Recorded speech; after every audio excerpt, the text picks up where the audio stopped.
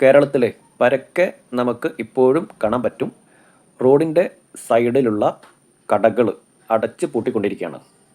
കഴിഞ്ഞ വർഷം തുറന്ന കടകൾ ഇന്ന് അടച്ചു പൂട്ടിക്കൊണ്ടിരിക്കുന്നു. അതുപോലെ തന്നെ 2 വർഷം മുമ്പ് അല്ലെങ്കിൽ 3 വർഷം മുമ്പ് തുടങ്ങിയ ചെറുകിട ബിസിനസ് സ്ഥാപനങ്ങൾ അടച്ചു പൂട്ടിക്കൊണ്ടിരിക്കുന്ന ഒരു തുടർക്കഥ നമ്മളെ മുമ്പിൽ ഇങ്ങനെ കണ്ടുകൊണ്ടിരിക്കുകയാണ്. അപ്പം ഈ രീതിയിലുള്ള ചെറുകിട ബിസിനസ്സുകൾ, കച്ചവട സ്ഥാപനങ്ങൾ, ഷോപ്പുകളൊക്കെ ഇട്ട് ചെയ്യാൻ ആഗ്രഹിക്കുന്നവർ ഇത് തുടങ്ങുന്നതിന് മുമ്പ് അതിനെപ്പറ്റി ഒന്ന് വിശകലനം ചെയ്യാനോ ഒന്ന് പഠിക്കാനോ ആ ഒരു ഉൽപ്പന്നത്തിൻ്റെ അല്ലെങ്കിൽ ആ ഒരു ഷോപ്പിൻ്റെ സാധ്യത ആ മേഖലയിൽ എത്രത്തോളം ഉണ്ട് എന്ന് ശരിക്ക് വിശകലനം ചെയ്യാനോ തയ്യാറാവാതെ തുടങ്ങുന്ന ഇത്തരത്തിലുള്ള കച്ചവട സ്ഥാപനങ്ങൾ മുന്നോട്ട് പോകുക എന്നുള്ളത് വളരെ ദുർഘടം പിടിച്ച ഒരു സാഹചര്യമാണ് ഇന്നുള്ളത്. അപ്പം പ്രിയപ്പെട്ട സുഹൃത്തുക്കൾ, ഇത്തരത്തിൽ കടകൾ ഇട്ട് ബിസിനസ് ചെയ്യാൻ ആഗ്രഹിക്കുന്നുണ്ടെങ്കിൽ നിങ്ങൾ 4 വട്ടം ആലോചിച്ച് മാത്രം മുന്നോട്ട് പോവുക.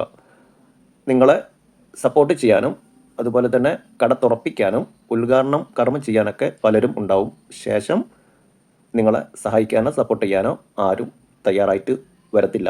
കാരണം നാട്ടിൻ പ്രദേശങ്ങളിലെ ചെറുകിട ഇത്തരത്തിലുള്ള ഷോപ്പുകളിൽ ഉദ്ഘാടന ദിവസം മാത്രമേ നമുക്ക് വലിയ രീതിയിലുള്ള ഒരു കച്ചവടം പ്രതീക്ഷിക്കാൻ പറ്റത്തുള്ളൂ.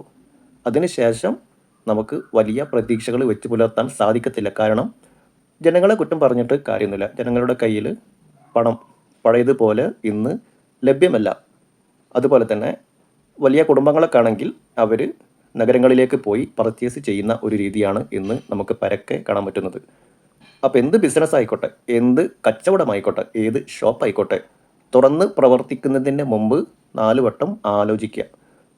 കടയുടെ റെൻറ്റ് നമ്മൾ കൊടുക്കേണ്ടി വരും, കറണ്ട് ബില്ല്, അതുപോലെ തന്നെ സ്റ്റാഫുകളുടെ സാലറി, അവിടുത്തെ ഇനീഷ്യൽ ഇൻവെസ്റ്റ്മെൻറ്റ്, സ്റ്റോക്കുകൾ, ഇതൊക്കെ ചെയ്തു വരുമ്പം ലക്ഷങ്ങൾ നമുക്ക് മുടക്കുമുതൽ തീർച്ചയായിട്ടും വരും.